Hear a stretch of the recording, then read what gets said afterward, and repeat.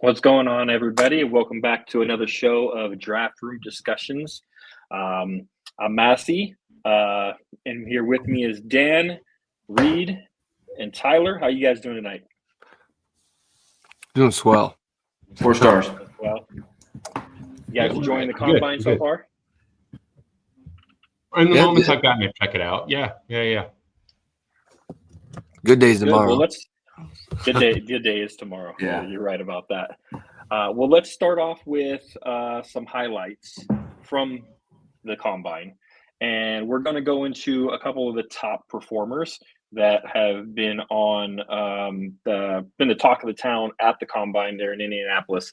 And let's start with the big one, who everybody's talking about, in Jamar Stewart. What are your guys' thoughts on his performance out there? Dan, why don't you go ahead and start it off?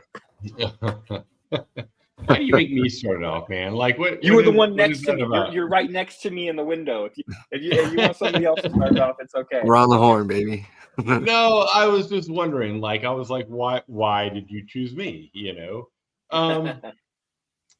So, I mean, he runs I think it was like a 4.6-ish, right? Is that about right? Yeah. Yeah, and I think that was slower than most people thought he was going to run. So I know he was talking up like a 4.45 or 4.5 or something like that, and he runs a 4.6.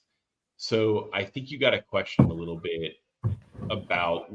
Now, look, we know tape is different and game speed is different than combine speed, right? But I think like.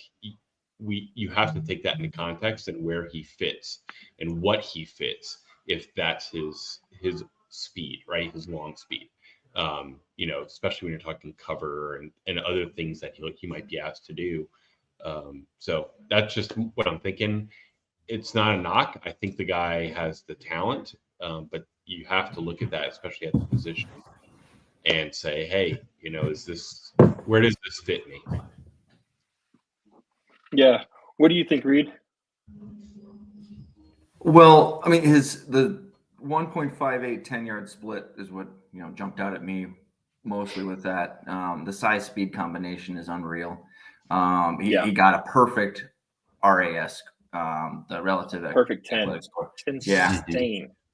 So I mean, he's a freak for size, speed, athleticism, which is what you're looking at. As you all know, like when you're breaking down a draft prospect, you look at their production in college, you look at their skill set, and then you go to the combine and you want to make sure that they have the athletic traits and the size to be able to translate to the NFL game. So it's one thing saying this is a great college player, but if he's not going to be able to run by people like he used to before, if he's not able to overpower people like he used to before, etc., then he's not going to translate to the NFL.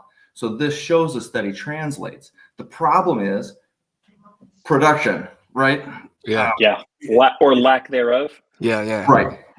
So I'll let you talk about that a little more, Mass. I know we were talking about this quite a bit before. The production is the problem. But the reality is he is rocketing up draft boards. People love to see this kind of stuff. And if you're a freak, like this guy's a freak, people are going to want you. Coaches want to be able to fix you. They want to turn you into something special. Some of our most trusted scouts had him already in the top 10, and this just solidified his top 10. So, I mean, this isn't just an Underwear Olympics winner. This is something that scouts liked. They thought he translated. He proved that he had the athletic traits. It's just that elephant in the room. Yeah. And Tyler, I know you were talking about it a little bit earlier in a chat we have, and what are your thoughts on him? Yeah, I mean, take what Reed and Dan said. The Underwear Olympics. it's not like the end all be all for this thing, but it's a very publicized piece of the puzzle. And like Reed touched on, his production, he had 4 sacks in 3.5 years. He looks like a freak. But we've seen that kind of stuff. Like, people look like a freak, they are a freak, but that doesn't translate to the NFL. Like, you could say, like, who would be a good example? Like Chase Young. He was a freak in college, but he disappeared for a lot of time. He never translated in the NFL. That's kind of what I would compare that to, because when you see Stewart's tape, you're kind of like, he's there for like swatches of game, and then he would just disappear. And that's kind of what it kind of reminds me of. But maybe there's a team out there that they can come out here and fix it. But, like you said, he rocketed up the draft boards, but I'm still kind of iffy on it. I think his teammate Nick stands out a little bit more on tape than he does. Mm-hmm. Like, are you going to put him in the slot against a guy or a tight end, a faster tight end, right? Like, are you going to put him on him? Like, are you going to ask him to do something else? I guess is my point, right? And that's the question. Physically, he has traits, right? He has all the traits, but the production side shows can he do certain things that the next level he can maximize those physical traits versus trying to fit in a box, right? Mm-hmm. And say you're this.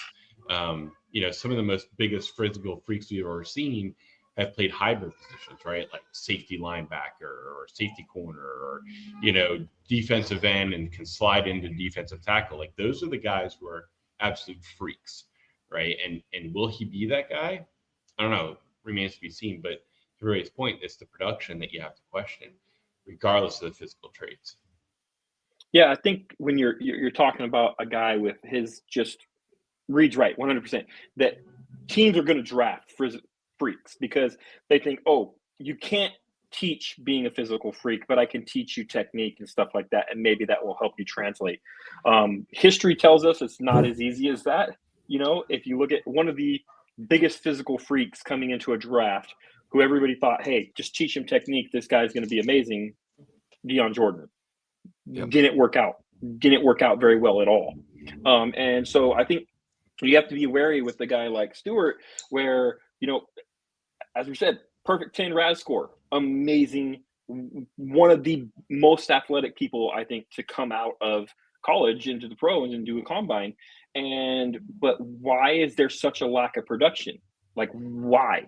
And you got to look at that, and you got to look at the tape and try to figure out, okay, why is there? Because very few people have come out of college with very little production from the defensive line spot and been able to translate into a better pro than they were in college.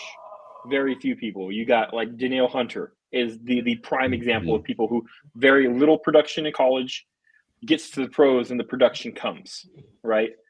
So there's a long line of people who didn't translate to. So if he wasn't getting that production in college, why do you believe he will get that in the pros? And I get it, physical freak. You want freaks on the football field sometime. It just doesn't work out all the time. So I think he's going to rise up the board. Do you guys think for sure he's a top 10 pick? No. I'm not saying for sure. There's so many things that have to fall right, and I just don't see. I don't see it happening. I actually, if I had to put money, top 10 or not, I would say not. But I do think he's in the conversation, and that's kind of news in itself because his game tape, his production doesn't warrant that. I agree with that. Yeah, so I see him somewhere between 15 and 20. What team do you think he has probably the best chance of falling to? And that's a deeper question. It's a curveball. I didn't prep that one. I do apologize. I think that's just a deeper question, though, right? Because what we don't know, I think what we don't know is like where would he fall, right? So like if we're saying, early, who would take him? I mean, the Raiders are obviously a spot. Now, if he falls a little bit, like let's say he falls behind the Cowboys pick at 12. I mean, the Dolphins may take him. and I think the Cardinals. I think those are the next two after us. Yeah. I was going to say the Cardinals.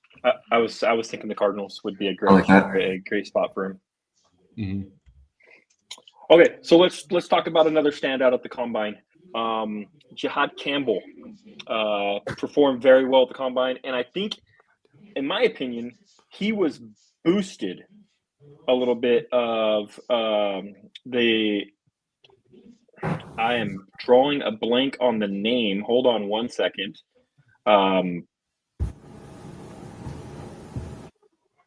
What's that other linebacker's name to do the Walker from Georgia. Yeah, Walker. Well, that's the debate. Well, yeah, that's the debate of Walker and where Walker's going to play. But with Walker not really doing the workouts and everything like that, I think it helped out Campbell in his positioning. In my opinion, it kind of highlighted him. Hey, he's the standout guy for the linebacker group. So, what are your guys' thoughts on what Campbell was able to do out there? We'll start with Tyler this time. Yeah, I mean, can you really go wrong with an Alabama linebacker? I mean, they fit the mold. They're quick. They're athletic. They play against top tier competition, and he just proves that like his IQ. We've seen it in tape. It's gonna match his athletic ability, like we talked about the previous 4.52 40. I think you're like 1.53 was his 10-yard. I mean, quickness is there, and it shows up on tape. So I mean, good for him. I think he's gonna be a late first round pick, but. Yeah, it definitely translates. Yeah, Reed? Yeah, he came into the situation as it kind of depends on who you're placing as a pass rusher and who you're placing as a off-ball linebacker. Mm-hmm. But I saw him as the highest off-ball linebacker, and I think it remains that way. I can't see another off-ball guy making the first round. Again, depending on how you're going to utilize some of these players. But I think he's just solidified himself there. He's everything that Stewart was, only without the scary stuff, because he has the production. Yeah. He has the physical traits. He has it all. He comes from the background. He comes from playing against great talent. He checks all the boxes. He's such a safe player. And, for people that don't like off-ball linebackers early, I don't hate him as a pick, and I think he has the potential to go in the first half of the first round. Mm-hmm. Dan, what are your thoughts as the person that doesn't like first round off ball linebackers? I mean, if you're going to pick somebody late in the first, Campbell's easily the guy, right? Like, if you're going to pick somewhere between 25 and 32, go for it. You know what I mean? Like, at that point, you're picking. Essentially, you're picking a second rounder, right? But you're picking the best of the second round. So for sure, if Campbell's your guy, especially that late in the draft, for sure, grab him. But I don't know. There might be one, maybe at the best, 2 second round linebackers. Like, can we? I think this might be a thin linebacker class towards the top. I think what you'll find is a lot in the middle. But man, after Campbell, like, who's next? Is it Knight? I don't know. Is it Schweisinger? I don't know. I think it's Schweisinger. Yeah. But that's the question, right? Like, where would you put him? Second round, maybe? Late second round?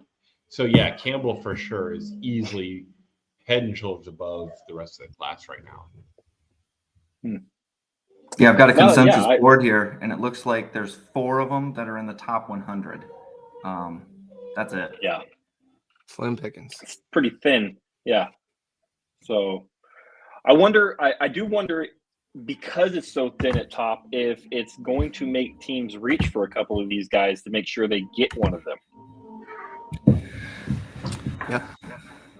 I don't know, because but like, you also have to look at the fact of what's this class heavy in, right? And what is it light in? And so as we're talking about being really light in, say, linebacker, right? I think we can all agree it's way heavier in running back, right? Yeah.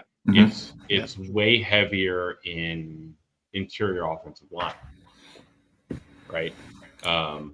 So I think what you might see is some reaches there as teams start to do those famous runs.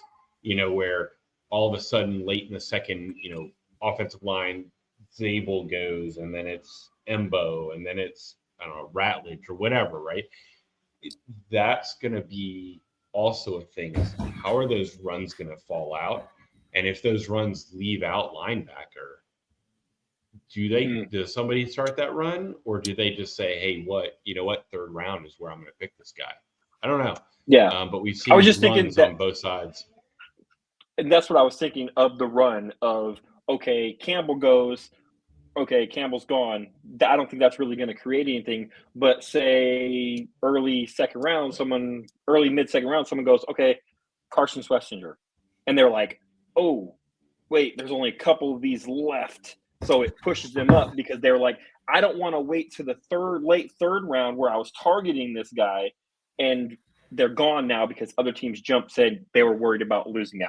So that was my only thought, is like, hey, maybe these couple linebackers might get pushed up just because it's so the scarcity of it, supply and demand. It's human nature with supply and demand. Yeah, and we've seen runs both ways happen, right? We've seen them where it's like all of a sudden every, cornerback on the board, you're like, what is going on? There's like 5 that just went, and then we've also seen where you're like looking at it and you're like, why has no one taken a safety? Like there's 5 safeties sitting there right now, right? And so I think sometimes we've seen those runs be both sides, whether it's, hey, this is scarce, let's grab it, or hey, you know what, we can wait and grab the same guy in the third round. No, yeah, definitely. Okay, so we're talking about linebackers. We've kind of already touched on a little bit, but I want to round it out. Give me your guys' top 3 linebackers right now. Off the ball linebackers. Reed, what do you got for me? Well, I got Campbell, Schlesinger, and Stutzman. Those are my top 3. Okay. Yeah, I thought he had a standout testing and everything. There's questions obviously about pass coverage, his ability to play the pass as well as he plays the run, but he's so good against the run, and he's got the athletic traits that I think it's a groomable situation. You can develop him into that. We saw recent draft prospects. Nick Bolton jumps out at me. I remember disparaging him thoroughly in the draft process, going, yeah, he's great, but he's not an NFL backer, because of any deficiencies he had in coverage. And boy, did he prove me wrong. He ended up developing those and becoming a pretty good pro.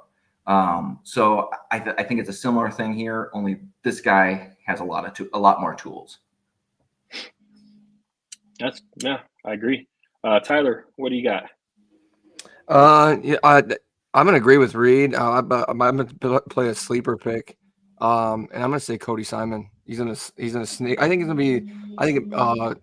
Late 2, early 3. But I think Cody Simon. We've seen it. He came up big in the college football playoff run. He's everywhere. And I think he's a lot better than what he would usually test out as, and we'll see that on his pro day. But I think I think he's one of the better linebackers in this class.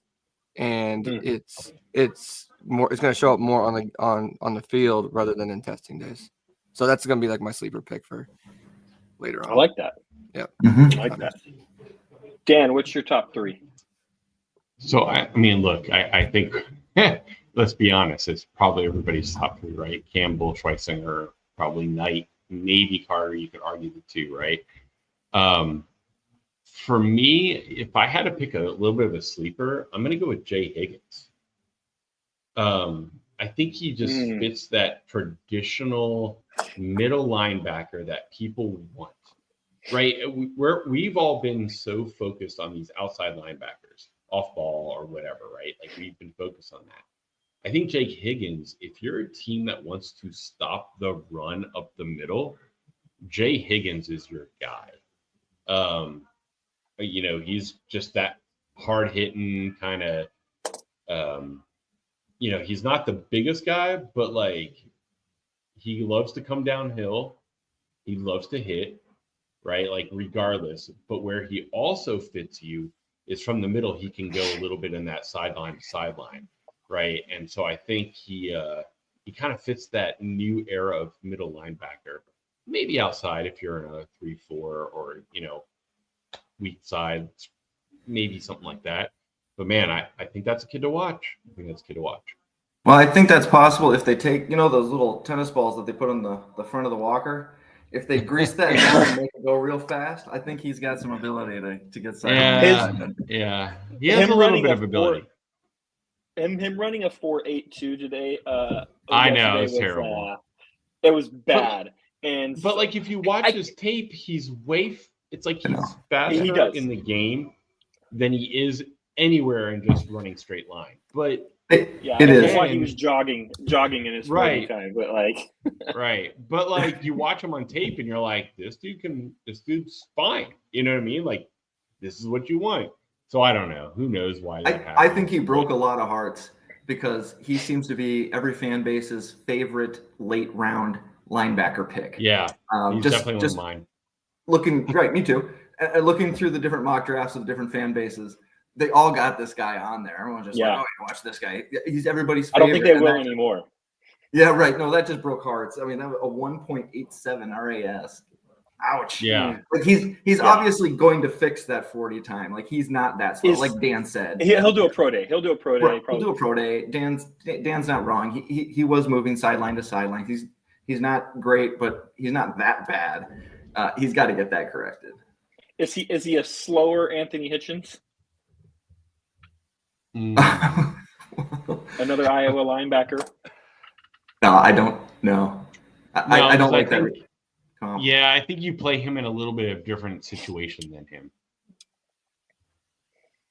Okay. All right. So for mine, I kind of guys, I'm with you guys with Jihad Campbell and then Carson Schwechner is the 1 and 2. And then I got Stutzman as well. I was going back and forth between Carter and Stutzman, but Stutzman, his 40 time was really good. He ran a 4.52. He was the number 4. He ran him and Campbell had the third best 40 times among the linebackers that ran. So I was impressed by that. And then I don't know if you guys saw it, but his interviewing skills were pretty epic. So that kind of boosted him up for me as well. He's definitely gonna be a showman and a lively person on a team. So I did enjoy that, and that does give him a little bit of boost with his personality. So I firmly put him in the number 3 spot for me for linebackers. So all right, well let's go back. Let's go back with the defensive linemen. Let's go with our top 3 edges. I think everybody have the same number 1 edge, but let's round it out for our top 3. Dan, who's your top 3 edges? Okay, so I'm gonna go Carter for sure, right? I think Williams is the next guy. Man, here's the hard thing, right? Like hearing the rumors of what you hear, you have to put right. Like let's talk about the elephant in the room, Mike Green, right? Accusations are pretty serious. Pretty serious. So, like, are we talking talent, or are we talking where we think people might go? Just talking about your board. So if you're saying, hey, this guy is the number 3 if I'm a scout, on my board. If I'm a scout, I'm going to say Carter, Williams, and then depending, I'm going to either say Walker or Pierce. I think those are my top 4. I mean, Shamar Stewart, obviously, but I'm going to say Carter, Williams, and then we can talk about Walker or Pierce Jr. All right. Reed, what do you got? So obviously Carter. And then it's a big gap. Like I'd be really scared. Mike Green was my favorite number 2 prospect coming into this, and I don't want to touch that now. And I think he's going to fall very far. He's going to be off so many draft boards. He'll get drafted eventually, I'm sure. But this is it's an ugly situation. It's too much baggage for somebody that you don't have to be committed to. Walker really disappointed me because of his size.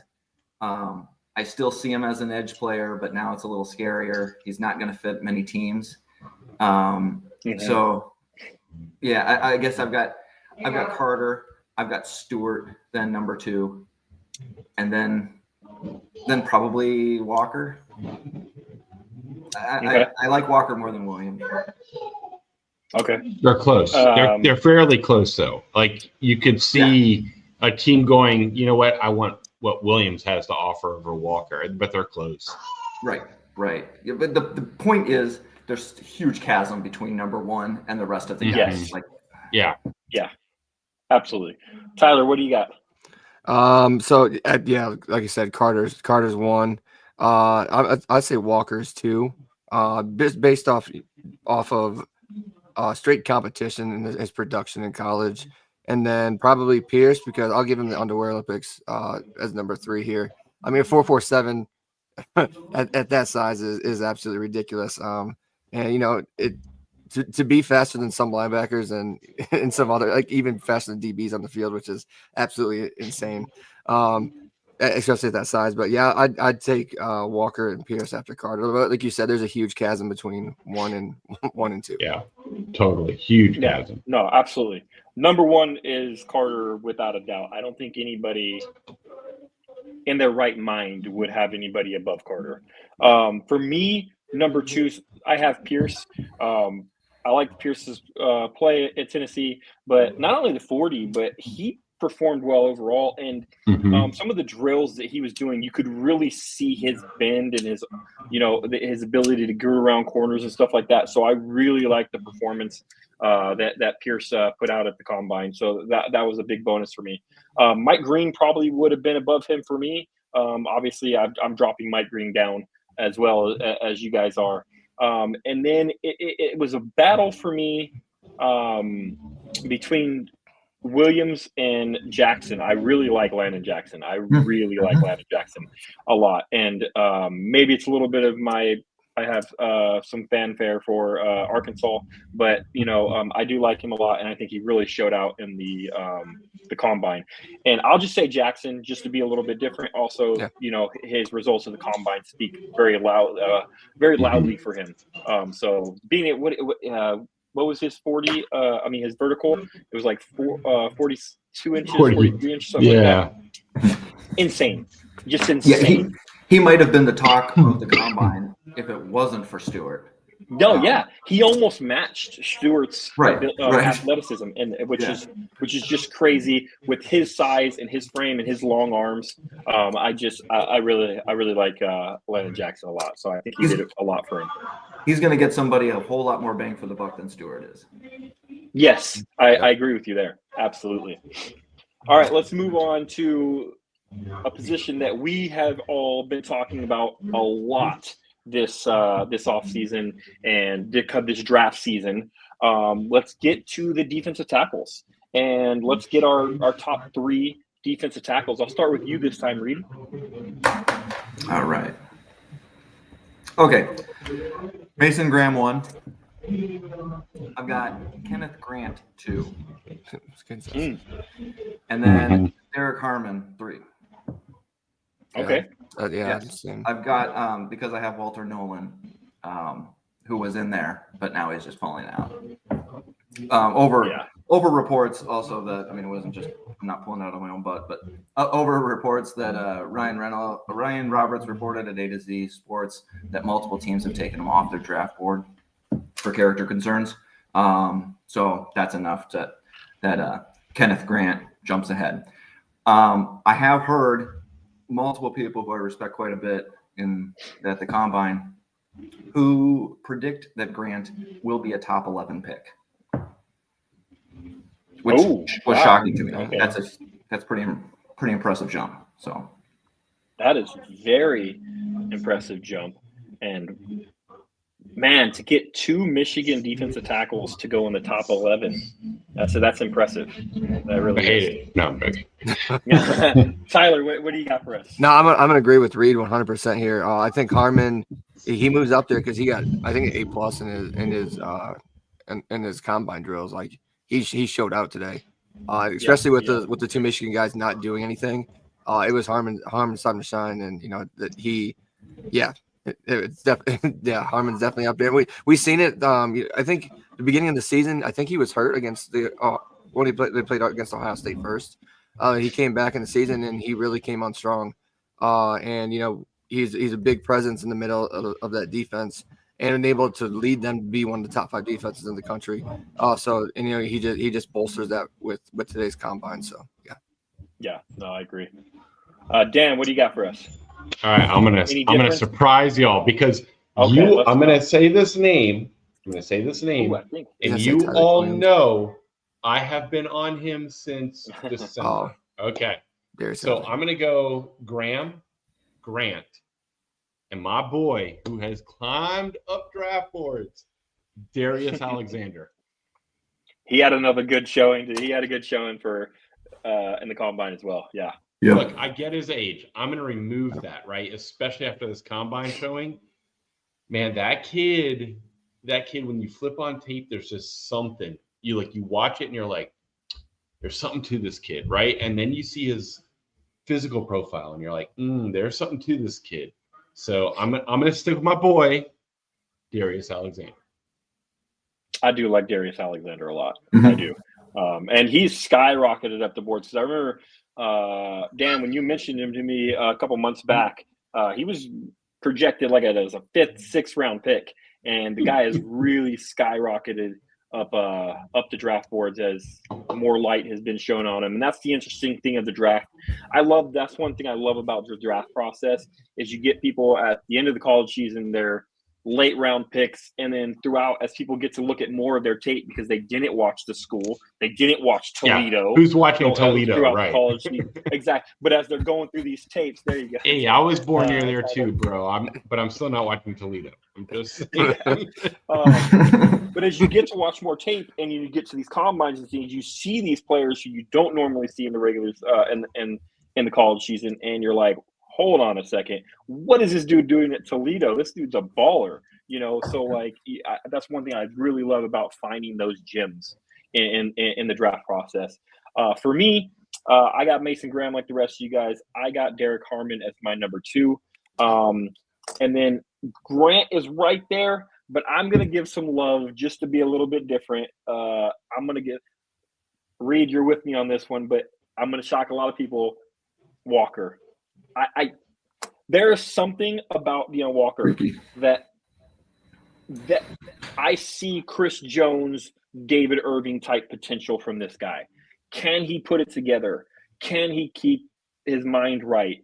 That's the main question with this guy. You get a coach to light a fire under this dude's ass, and yes, he can be Chris Jones type impact on your team. So I love Walker. I'm willing to risk, as a Cowboys fan, the 44th pick on him. I know not everybody is. I get it, and I get the concerns. But I see the potential is out, as he is out almost tall out the room for this guy.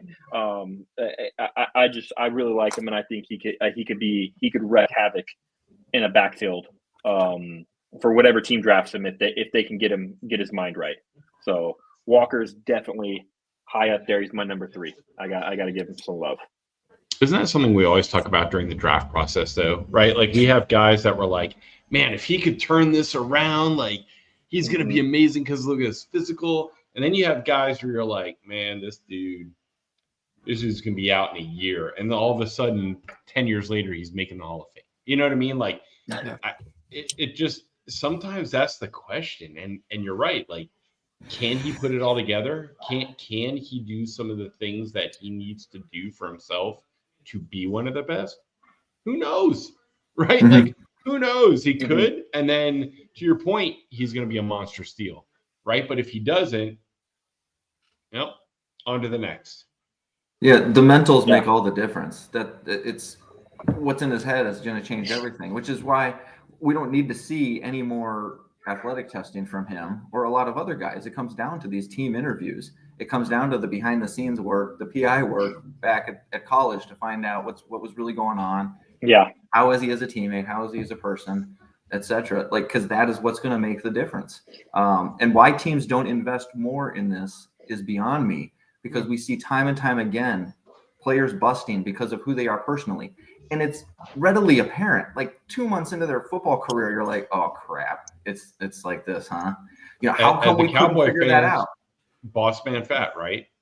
Like he just I was literally not, just thinking the same right? thing. But like that was the thing. He had all the talent in the world.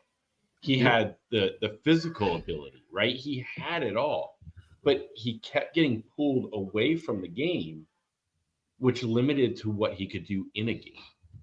You know, and we saw what happened is, you know, when you get to the NFL, you can't just go, I'm physically better than anybody else, because guess what? No, you're not. Right. You're not. Yeah. You know what I mean? That linebacker in college that ran a 4.7, guess what? You're running a guy against 4.45. Good luck. You know what I mean? Like, this is where we're at. And so, you know, they're not gonna be able to do the things they used to be able to do. And if you don't get your head right, you get what you get. One of the most famous cases of all time is Ryan Leaf. The guy, Right. I mean, a guy who scouts and people were saying draft him over Peyton Manning. So like, and look, when you looked at his ability, when you looked at his raw ability, you were like, that dude's the man. But couldn't get his mind right. Couldn't get focused on the game. Couldn't, you know, distracted by drugs, other things that ruined his career. And now he's looked at as arguably the greatest flop of all time. Oh, so, wait! Shout out to Tom Downey, Cowboys legend. Okay, go ahead. There you go. There you go. So yeah, it's something that has to be considered, and like Reed's point is that, hey, these teams need to invest more in that, and it's all about the mental sometimes, and whether or not Walker in particular can get this mental game, that switch flipped in his mind where he's going to. Chris Jones could, David Irving could not. So where's Walker going to fall in that? I'm hoping that he falls with Chris Jones.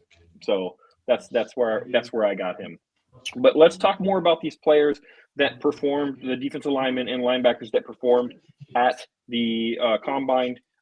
We did talk about some risers, some guys that we thought stood out and played pretty well. We've gone through a lot of the positions. Let's talk about some guys who might be top players or highly considered who kind of fell flat and who you didn't flat.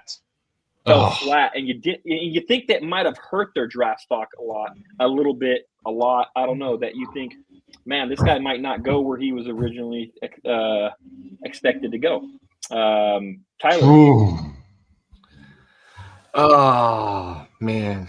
I'm gonna pass this one to Reed. Let me think about this one. I know this is one of those ones you kind of have to be like, right. Oh man, because like we talked about, like I don't like to put a lot of stock into this, but some people do. So it's like, you know, the tape versus underwear Olympics, and you know that's a tough one. Yeah. Well, let's start at the top of the list. Mason Graham, he had a depressing showing in just his measurables. He was far light, 25 pounds lighter than what he was reported at Michigan. It's ridiculous. His weight, the 26th percentile. Then his arm length, the 12th percentile.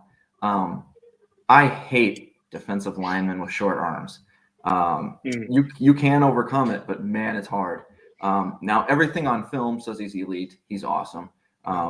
I would take him with a top 5 pick without any concerns. But that little bit, those little measurements right there, really did him a disservice. That did not help his stock at all. I don't know if it'll see any slippage in those teams up top, but that was sad news to see if you're a big Mason Graham fan. No, absolutely. While you guys are thinking, I'll give mine. Scorton.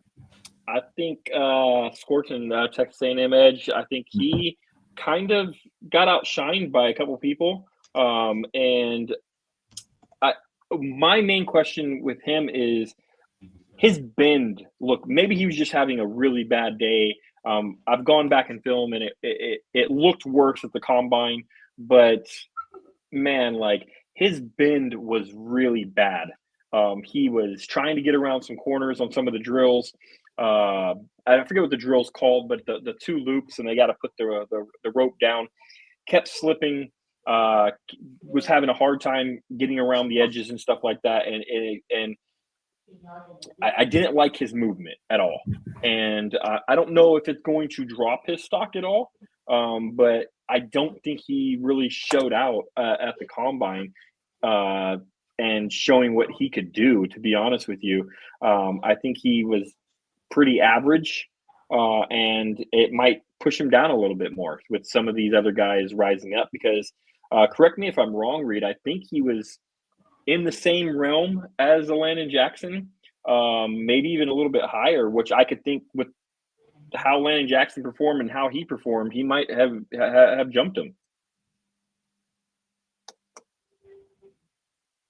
Yeah, hold on. I'll bring that up.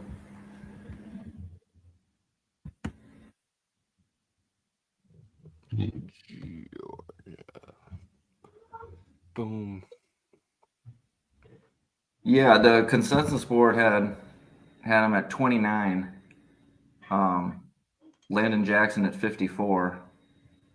I wouldn't be surprised to see them flip. Yeah, so that was one of my followers, was him. Tyler, you got one yet? Yeah, that what was that? Smolden, that linebacker from Georgia. He tested. Yeah. His measurables were. I think he was short on measurables, but everything else tracks. But just like Grant, sometimes that scares people off. So I think that would be the big one for him. I think he struggled in the is it the 3 cone drill? I think he struggled in that one too. Yeah, measurables are important. Most people don't realize that the draft, the on-field workouts, the underwear Olympics are not the most important thing of the combine. Correct. The medicals are the most important thing, making sure these guys are checking out and there's no major issues.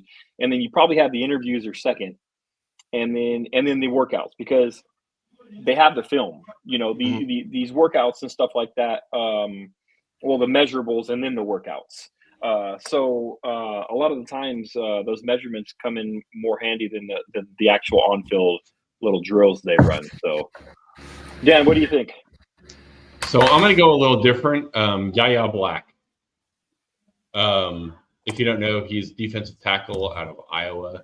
I think there were people talking about him like high second. His scores were not great. I mean, he had great height and weight, but when you look at I think he had a 3.5 RAS or something. I think he may have hurt himself a little bit. He wasn't fast. He wasn't explosive. He wasn't where you saw some of it, where he was kind of average-ish or a little, was like 3 cone and shuttle, right? But everything else was not great. So I'd say Yaya Black. Okay, that's a fair one. Okay, so we're going to get into a little bit of true or false. And we're each going to try to give our own true or false statement. And then we're going to discuss whether the rest of the panel thinks it's a true or false statement. Reed, okay. How about you go ahead and kick us off, since this was your idea, and I like it. All right. I love the idea, too. That's why I thought of it. But what I didn't think of was a good true or false question. So I thought you would have one, since you... No, I didn't have anything in mind. But what I do want to propose is that, true or false, a defensive tackle will be second in the rookie class in sacks. I'm going to go false. You know what? I'll take the hit. I'm going to go false. I think, obviously Abdul Carter has absolute right. Right. He's got. But I think, I don't know why, but Pierce has an ability to do it, I think, to be number 2. But if he gets his mentals right, Mike Green. Right. If those mentals are right, I think Mike Green can do it. So I'm going to say no, but only because I'm hoping one of those 2 guys kind of puts it together in training camp.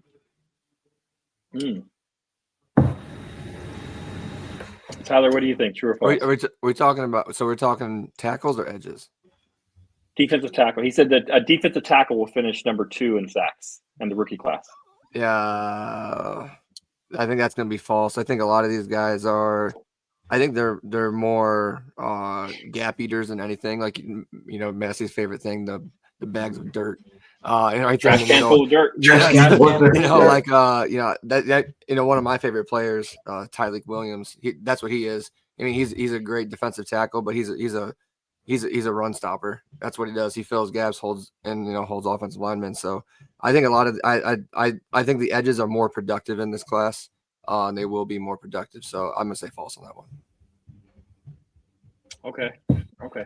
You know what? I'm gonna say true because I think my boy Walker is gonna do it.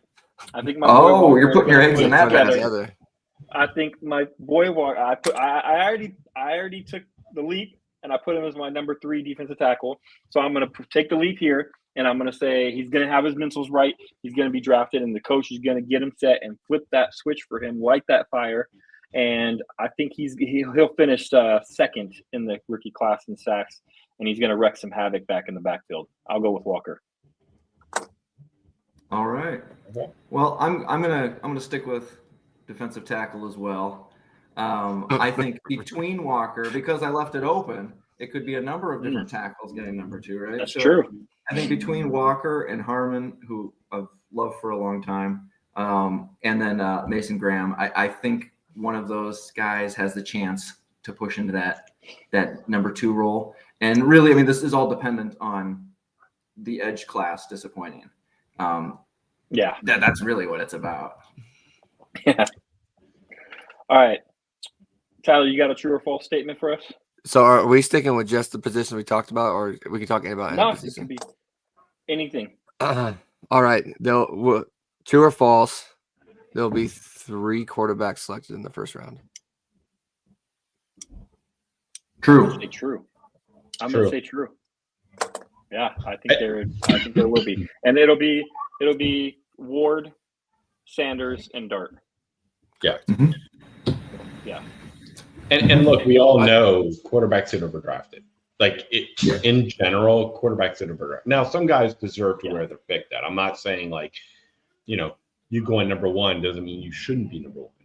But we see teams reach it like first round, 14th pick, and you're picking the 5th best quarterback in the class. And you're like, I don't know, man.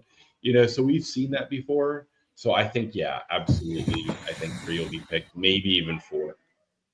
Yeah, I think a lot of it depends on for me, that's why I brought this up. A lot of it depends on what the Browns and Giants are doing, because the Browns actually wanted Matt Stafford.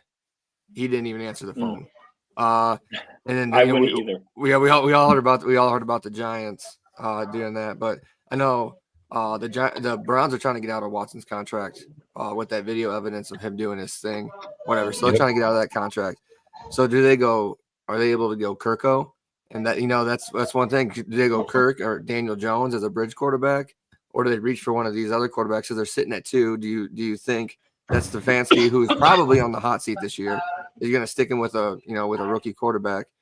Look, I think if you're sitting 2, though, if you're sitting 2, you're kind of sitting pretty, right? Because if it's your last year, you can either trade back or go with Cam Ward and ride it. You know what I mean? Like if Cam Ward first, grab Cam Ward and just ride your final year and just say, here's the development, right? And hope that's enough to rest in your laurels. Or you, like you said, trade back for a team that's like, yeah, I want Dart, or I want Sanders, or I want, I don't know, whoever, right?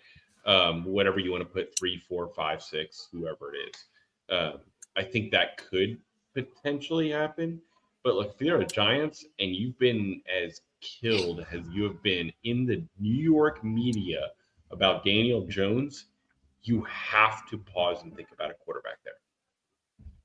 That's why I think they get a veteran, though, because I mean David was on his last year. Yeah, Rodgers is there, Cousins, Sam Darnold, whatever Minnesota does with him. So they signed Rodgers. Do you think they still go quarterback because Rodgers probably has 1 year left? Right. Yeah, that's Let him sit a what year? I don't know, because if it goes like late into, this is what I was saying, like waiting late, if it goes late into the first round and there's still only 2 quarterbacks taken, I could see the Rams taking Jackson Dart. And I know they just gave money to Stafford today, but that would be the team that he would fit, would be the Rams. If anyone's going to do with them late in the draft, it'd be the Rams. So I mean that's why I posed the question in the first place. So yeah, it's interesting because man. the Browns are on the hot seat and the Giants are on the hot seat. They need immediate results. So there is the extra drive to kick the tires on a veteran quarterback to get those instant results.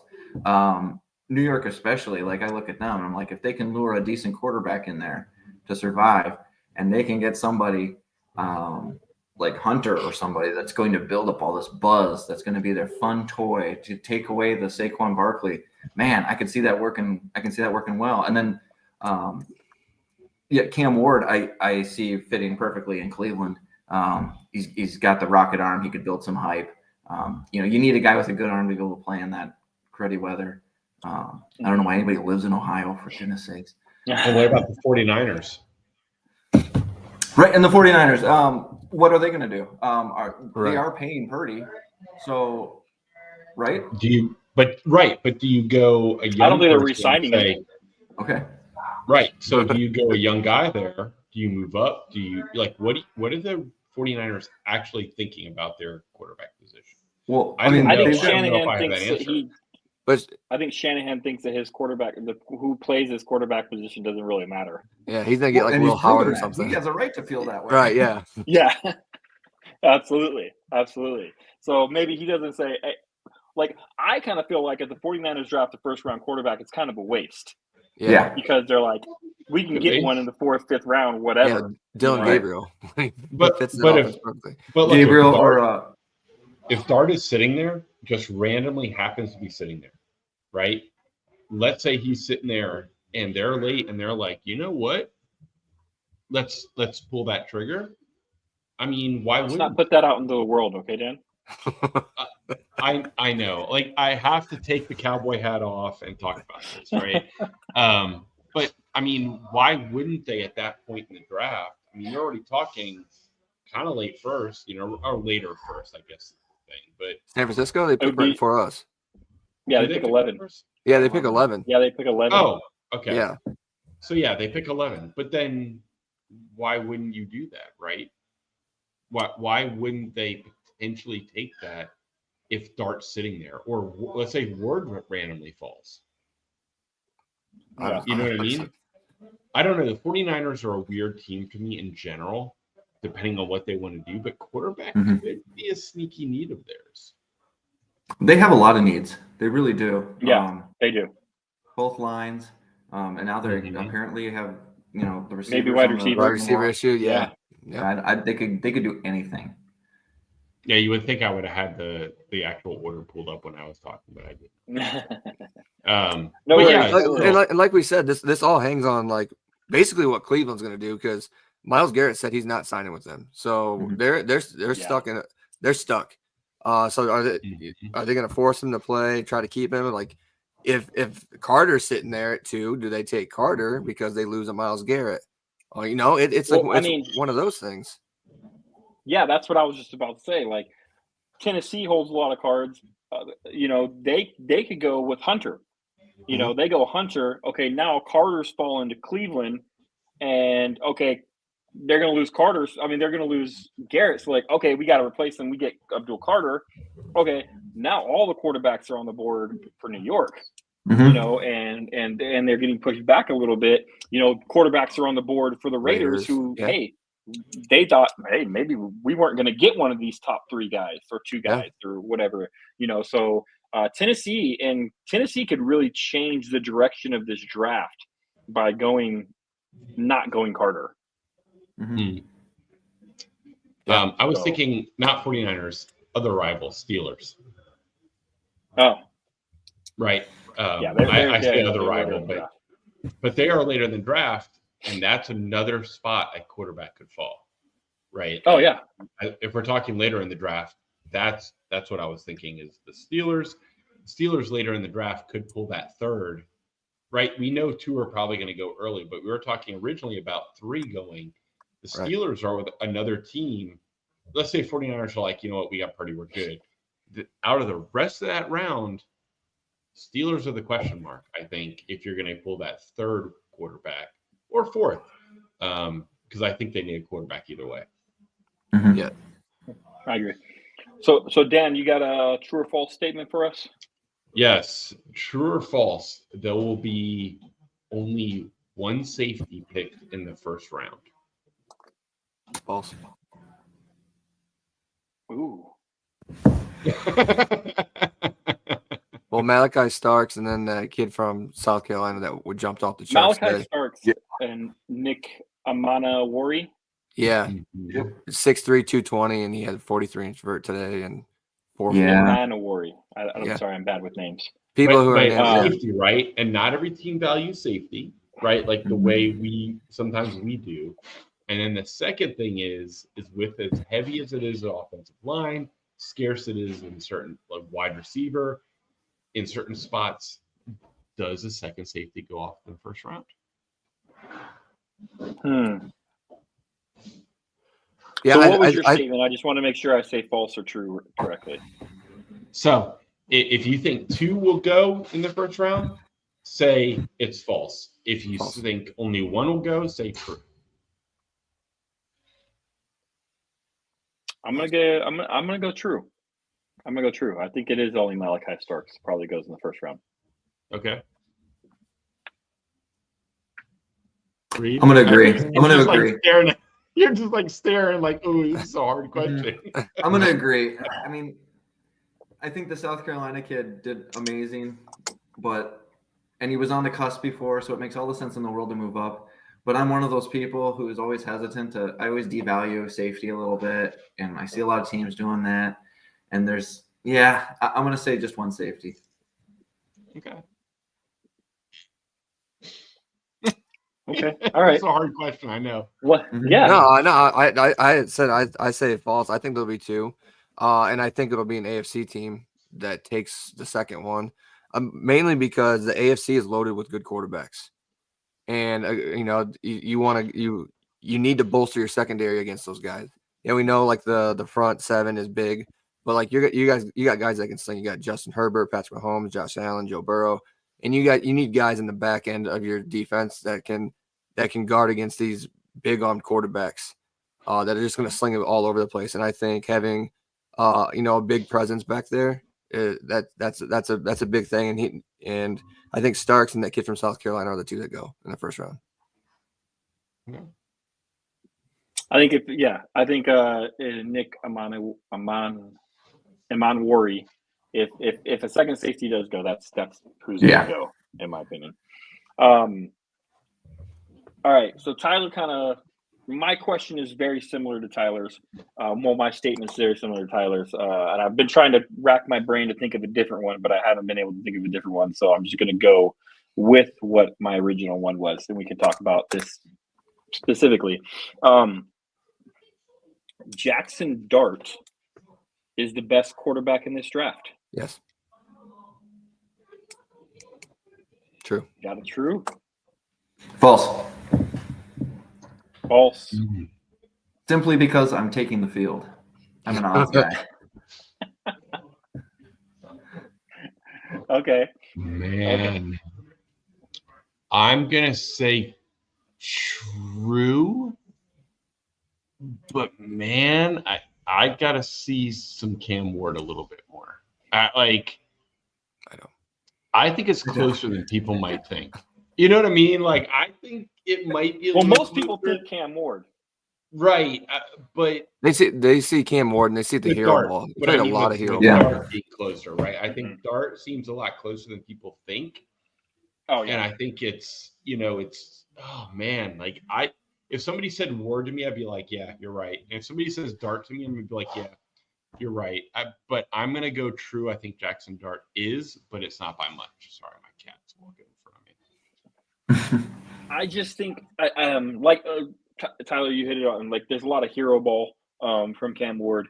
I like Jackson Dart's poise. He is a dual threat quarterback as well who can throw the ball, run the ball.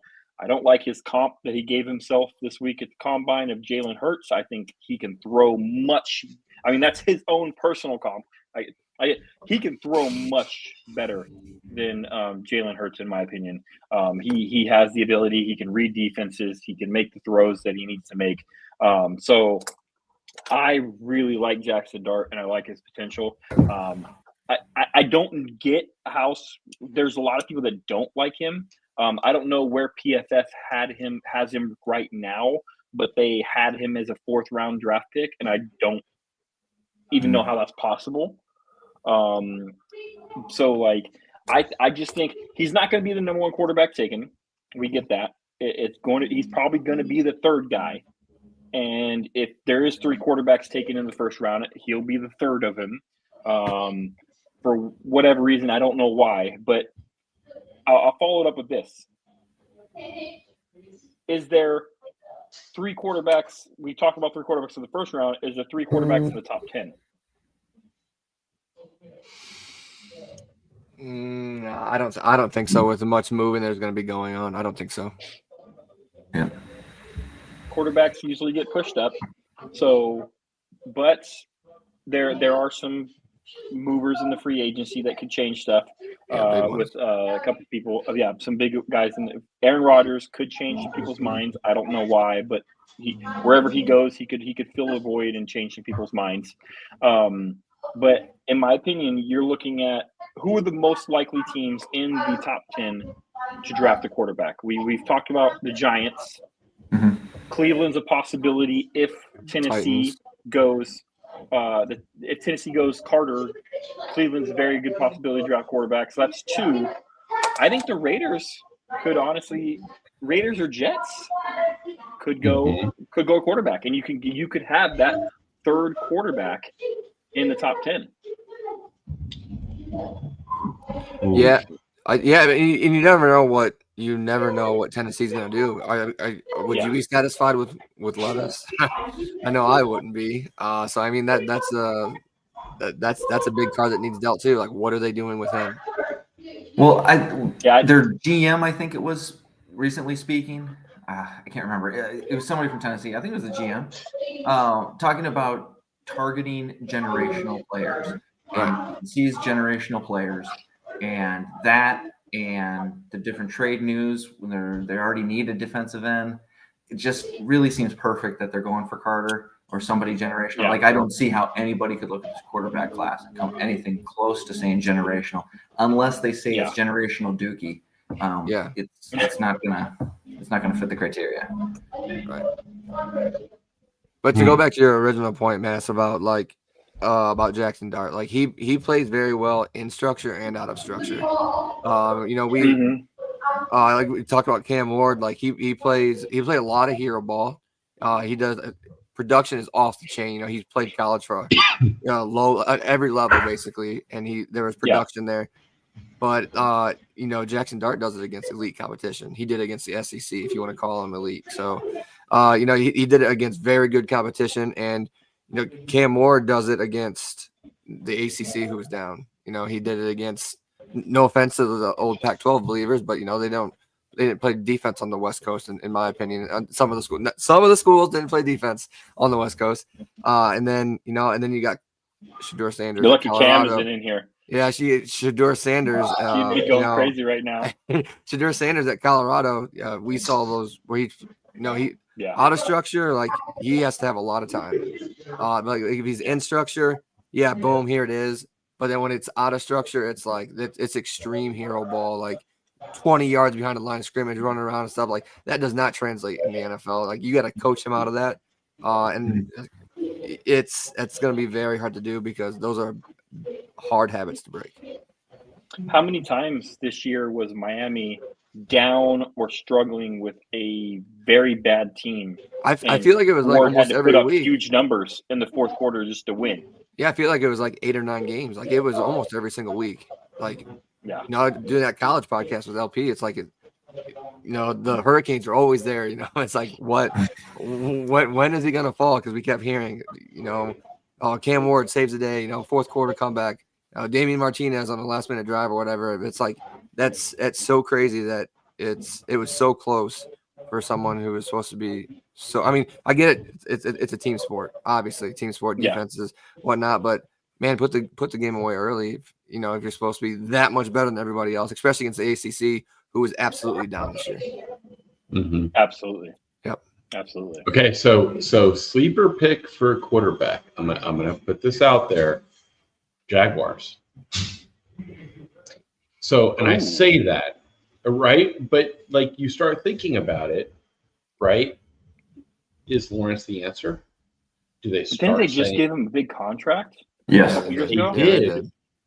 But could they look at that and go, hey, let's say a trade offer is offered, or hey, we groomed this guy for 2 years, got our early out, and this is our guy. I don't know. I'm not saying they will, but I think the one team that could pull something crazy like that would be the Jaguars.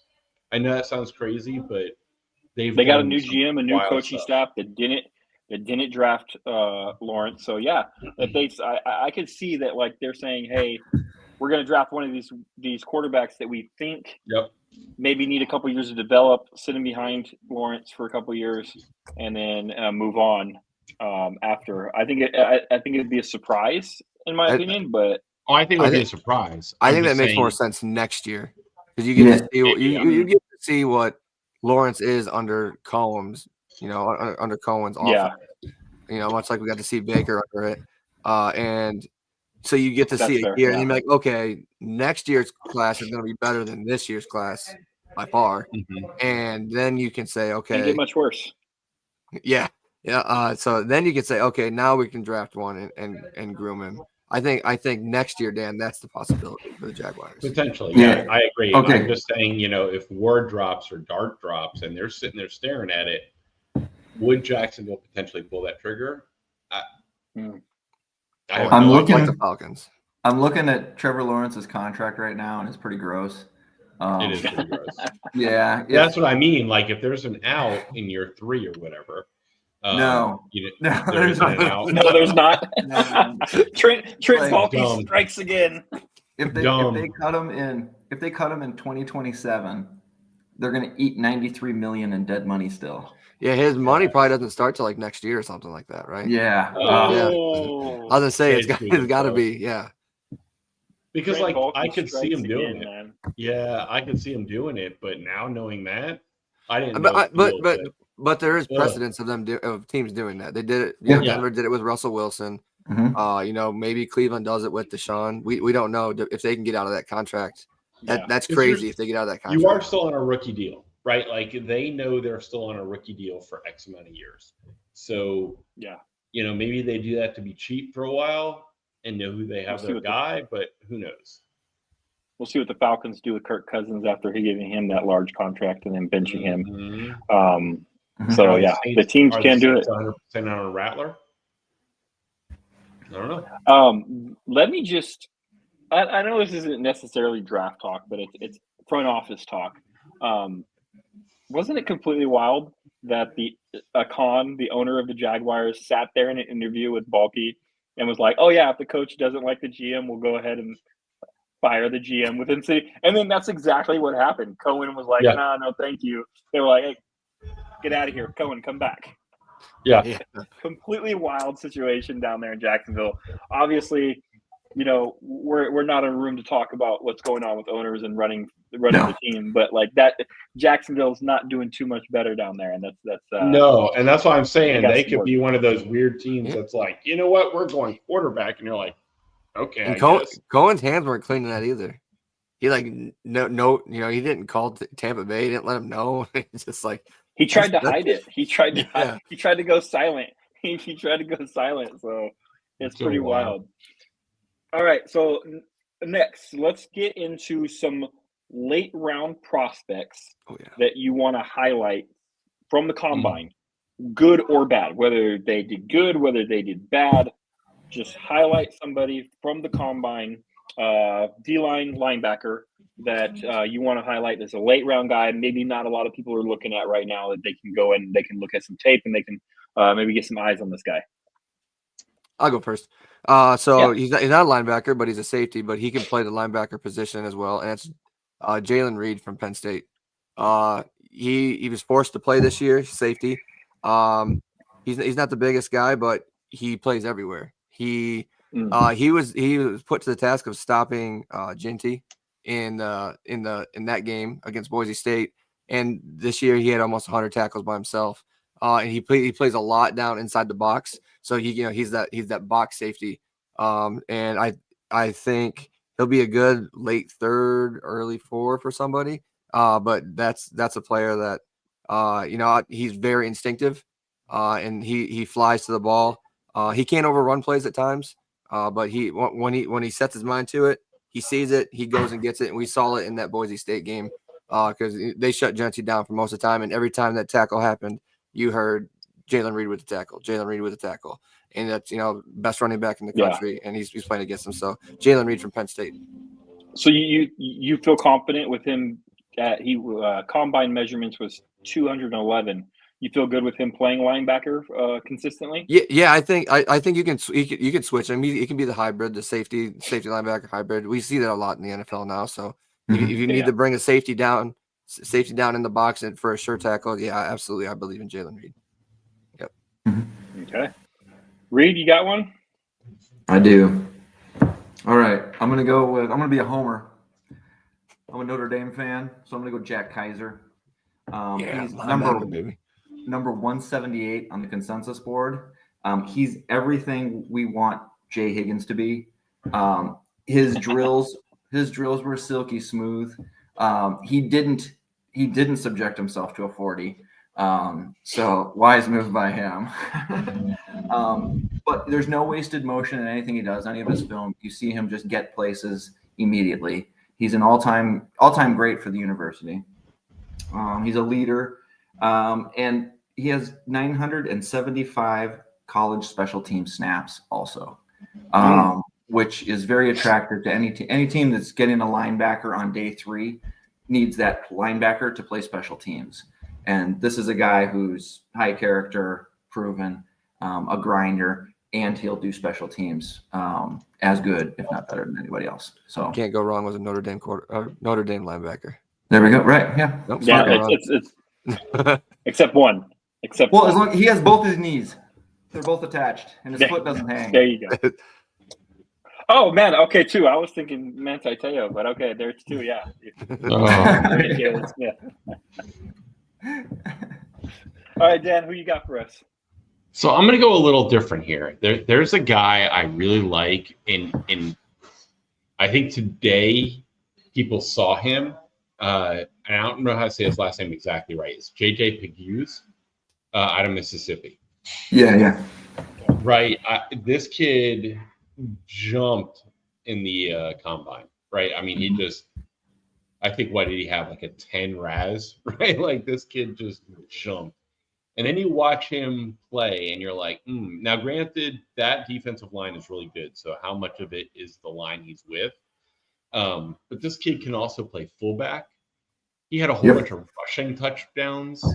I think he's a guy kind of in that middle, later round right now that could sneak into like that, third round that people are going to be like, yeah, I'm going to take this. And everybody's going to be like, why?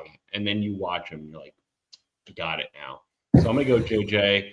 I think his athletic traits and what you see on film, plus his ability. I mean, I think he had a 2 interception game or something ridiculous, or an interception and fumble. Like a 2 touchdown game. He scored 1 on rushing, and the dude's just a physical freak. And I think he is a name to watch. Okay, I like it. Neat guy. All right. So mine is going to be David Walker, edge out of Central Arkansas. Late round guy who I think more people need to get out there and look at this guy and see what he's doing. He the tape, you're not gonna, like I said, this is one of those guys where you're not watching Central Arkansas throughout the college season. You got to find him later on in the draft process, going through the tape and going through the combines, and him having a great day at the combine, and he did. And his RAS score was 8.36. So really good. He's not the biggest guy in the world, He's only 6'1", 263 for an edge. He's not super tall, super long, or anything like that. But he's just got that drive. He's athletic. You can see with that RAS score. He is an athletic guy, and he's got bend, and he's got power, and he moves well for his size, as you can see. So, like, I think he is going to be one of those guys that are from a small school who weren't really looked at that much, who were overlooked, and he's going to pop out on tape to you. And then when we get to the draft process, he's going to be drafted in late rounds. And then you're going to remember, season comes along and Dave Walker gets a sack, and you're going to be like, oh, man, I remember Massey. He kind of said that. He kind of pointed that guy out to me because I think he's going to get some production in the NFL. So I think he's going to be a late round steal for me. If he can add a little size, I think you're right. If he can add just a little bit of size to him, I think you're right. Yeah. Not much he can do about his height and everything like that, but, you know, absolutely. You can get him a little, you know. Yeah. No, I think that is one area he's going to have to work on is that holding that edge and everything like that, and fighting against those offensive tackles out there. But I do like what he brings to the table. So I think he's going to be a good late rounder for teams to target. And so go out there, look at some highlights of David Walker from Central Arkansas. I think that's a good one. David Walker. No, he's good. Yeah, write that down. He will flash on tape. It's the size thing that you have to kind of like go, maybe not. I don't know. Yeah.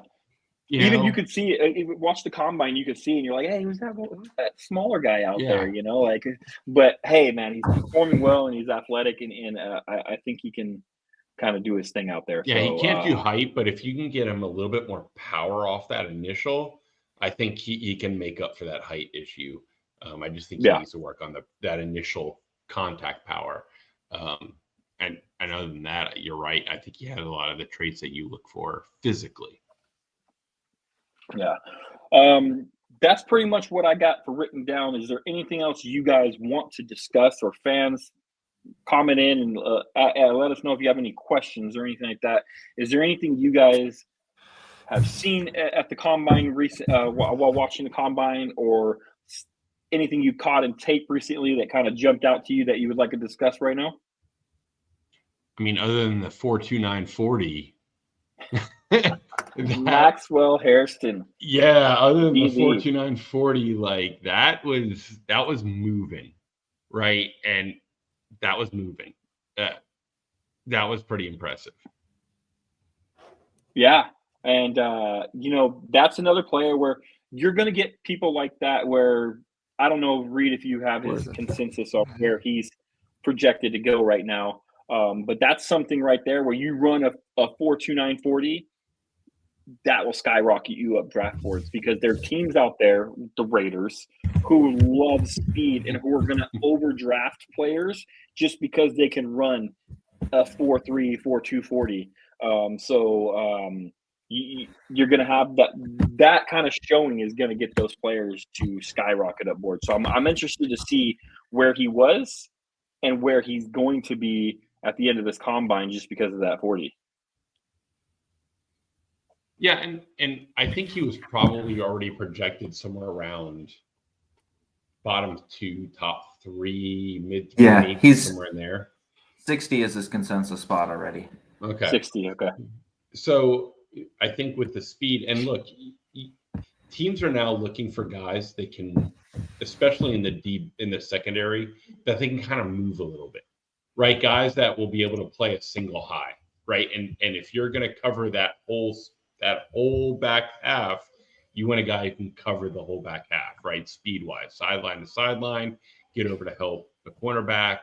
And can Hairston do that, right? So I think some of that's going to be fit, but man, that 4.2940, whoo, that's moving. That is moving. How far could that move him up, do you think? If say he's 60, say right now he's 60. Where do you think that lands him at? Where do you think that boosts him up to? 44. Yeah, 44. Yeah, I would say in the early 40s, somewhere around there. I just caught the reference. it took me a second or two. I'm sorry for being a little slow, But I'm not joking. But I am serious. Like, yeah, into the 40s. I think it really does. Alone, the speed alone. Yeah. It really can. Any possibility it can get him in the first round? I don't think so. I don't think so. I think there's a couple guys ahead of him. Yeah.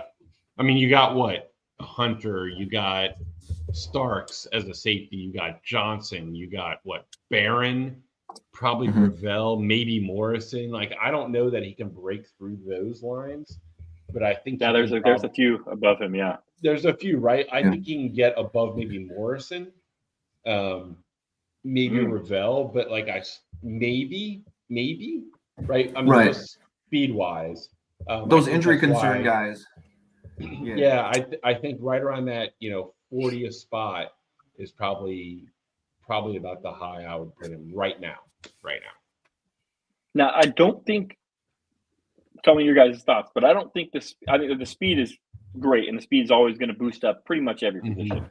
But the speed isn't going to affect a cornerback as much as it would affect a wide receiver, running back. Right.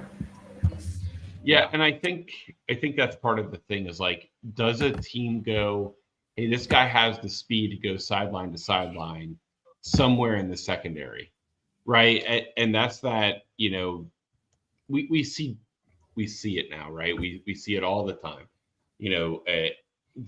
Defenses will play a single high, and then they'll actually have somebody else shade over, and it's really a cover 2, right? Because they showed a single high, and now it's a cover 2. And so, like, can he fit that portion where maybe you can use him in that aspect? I think you could. Now, look, he's thin, right? He's lean. But, man, like, I think if side-to-side speed in the right scheme, he could be dangerous. But you have to get him in the right spot, or just say strictly you're a corner. And, yeah, then we have the question marks. No, yeah, absolutely. Anything else you guys want to add before we call it tonight? I just want to say that the NFL put together that, I don't know if you guys are watching the draft coverage, they put together that next gen stats combine tracker. I don't know if you've seen that. I'll show you on my phone real quick, but you can actually see it. Like, I don't know if it's coming in real quick. It's got like it's not letting it show it, but it's got like the graph and everything on it, and you can select players. And it will show it in the graph itself too. So it's a pretty cool thing. You can go back to previous years to see how this year's prospects compare against previous year's prospects. Yeah. So it's a pretty cool thing they put together. So go ahead and use it. It's like if you just Google NFL Combine Next Gen Stats, it comes right up as your first link. Combine tracker. Nice. Thank you for that. Yep. I'll have to check that out. All right, gentlemen. Well, I think that's it for this week's show. Hopefully, we'll be back next week and get into a couple more positions and go over the results. Wide receiver, running back. Go over some results of the rest of the combine. The combine will be pretty much done by then, but we'll go through the positions and we'll have a little bit more, and then getting into the pro days and seeing what we can get out of the pro days and everything like that. We're going to be ramping this draft process and this show up because we're how many days out now? There's a tracker somewhere, but 6 weeks, something like that. Yeah. So it's coming up, and it'll come up fast. So process is starting, combine results are coming, and then we'll get into pro days, and we're going to have a lot of fun with this show. We'll do a few mock drafts in the future. Two things. We're in smokescreen season, so always be aware of that, right? We're in a smokescreen season. Teams will start, and we don't talk about this. Nobody really does. But smokescreen season is like where you'll start hearing, oh, the Raiders are interested in Travis Hunter, right? They may move up. And it's all this smokescreen to try to get somebody to fall, right? Or somebody to climb, or somebody, and it's this movement. So there is some smokescreen season. Be wary of it. And then number two, what we'll find out is you'll start hearing some of the stuff after interviews start leaking out, right? We've only had somewhat, but remember, a lot of teams meet with certain players during the combine, and it's shortly after the combine that we hear of, the the guy with the gas mask on his face, or you're right. Like we all remember those times, right? Or a guy who had a weird injury that wasn't reported and somebody figured it out at the combine. You're like, who would figure out the guy had a broken, patella? You're like, how would you have known that? So those I think are the two things. If you're into the draft, you have to pay attention to over the next 6 weeks, right? What are the stories coming out? What are the background on those stories? What are the injuries? What are the smoke screens? Because we've seen it for years and years and years, and that's just where it is. That's where we're at in the season. Yeah, I mean, we've already started to get some as Cowboys fans with the rumor that the Cowboys were trying to trade up to the number 1 pick. Not going to happen. Not going to happen. No chance that Steven is going to give up draft capital to move up. And this is definitely the year where it's like, what are you trading up for? There's really, you got Carter, who I love Carter. I think Carter's going to be a great player.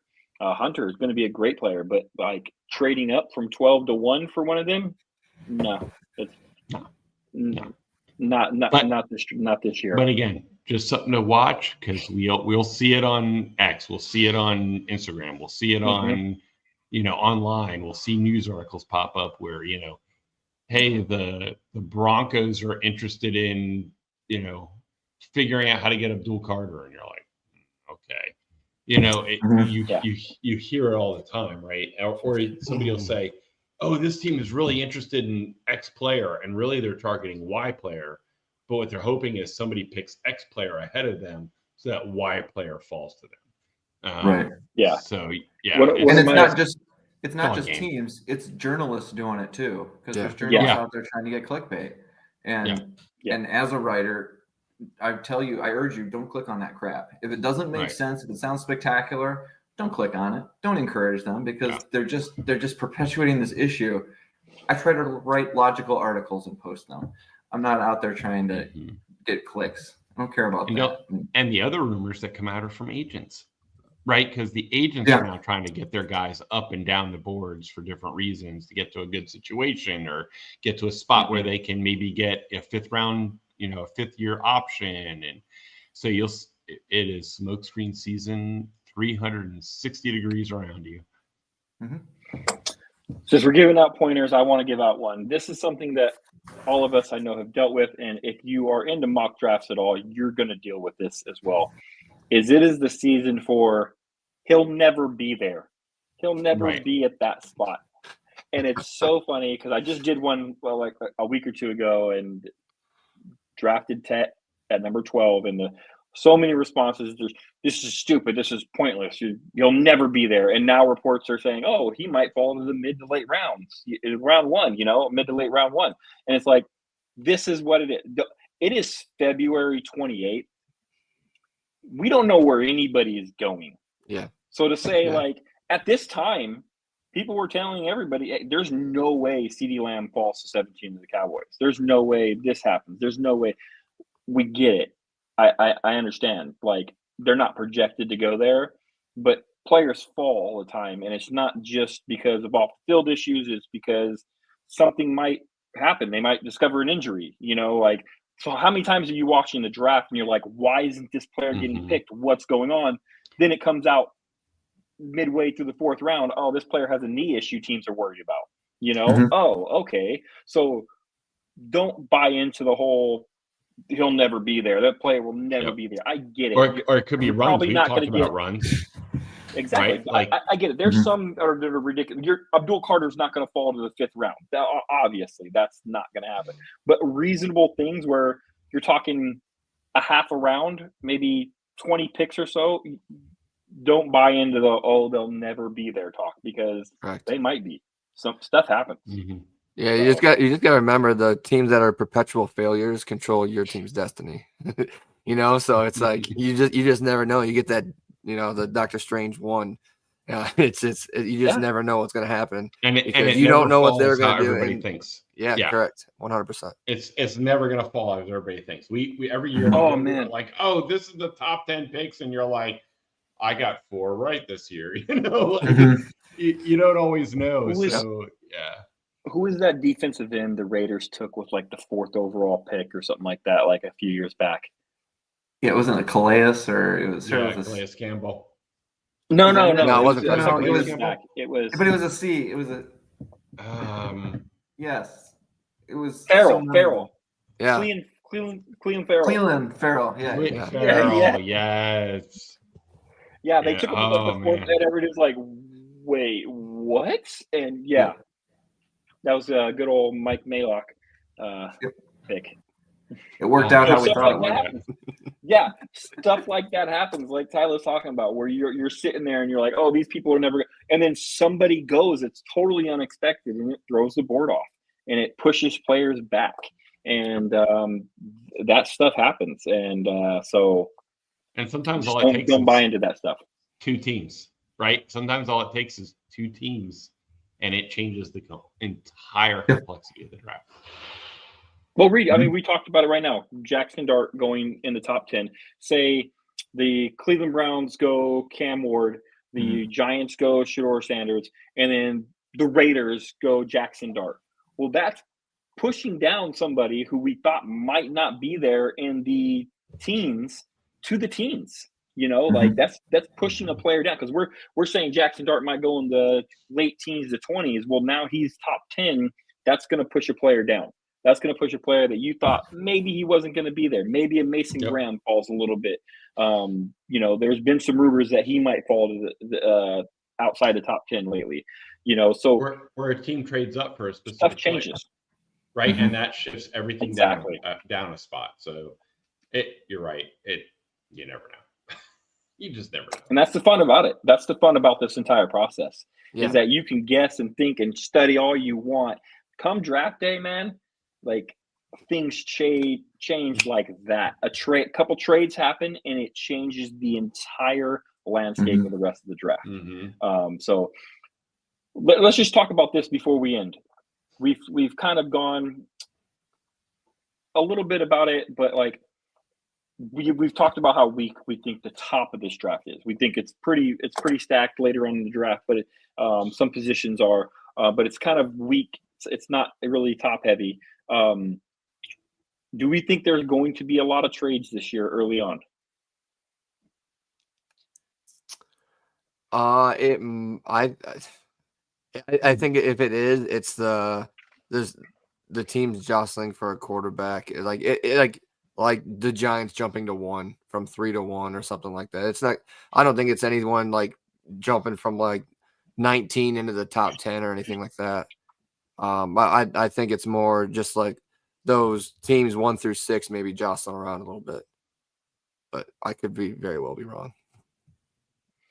The reason I'm just thinking. Oh, go ahead. I don't think there's going to be a ton of trades right away in the first round, but I think when you get to the second and third round, it's going to get really annoying. They're going to constantly be bouncing back and forth, and I think trades are going to be cheap. People are going to look at their draft trade chart and go, "This doesn't make sense." They didn't get right value, because I think everybody sees the draft. This year's draft is the same, that it's a little bit below average, and I think it's just going to be individually negotiated trades. And that was kind of to my point of trades, because I do agree with you, and that's been the rumor, is that picks are going to cost a little bit less this year because of that. So moving up might not cost you as much as it traditionally costs. So that draft chart where it tells you the value of each pick might not be accurate this year, where teams aren't seeing those values of that pick.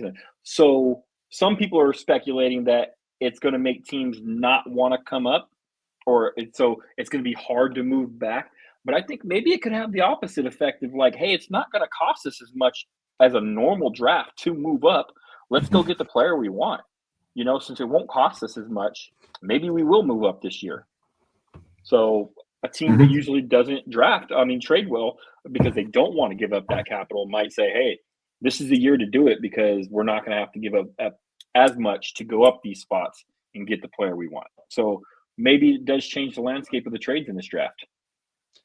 I think if it goes, it'll be end of first more than top of first, right? Because I think what you could see is there's some really strong position groups early on.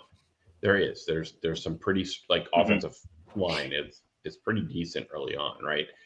And so I think what you might see is a team sitting in that top area of the second who, picked in the top of the first, who might say, hey, this dude fell to 28.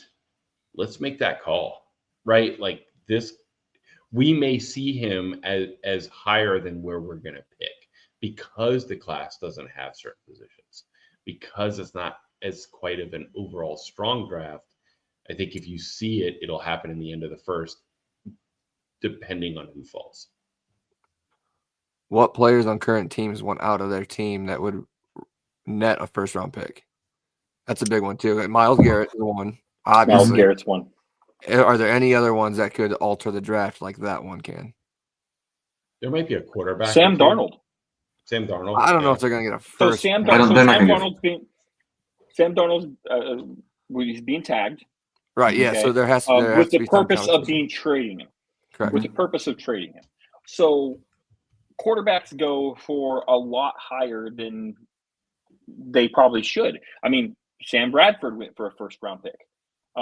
So possibly could a team say, hey, a quarterback need team not liking the quarterbacks in this draft, or maybe just outside, possibly the Steelers, who are just outside where they think they could get that quarterback. Let's say the Steelers are hoping to get Dart in the 20s. And where are they picking? Let me see. The Steelers are picking at 21.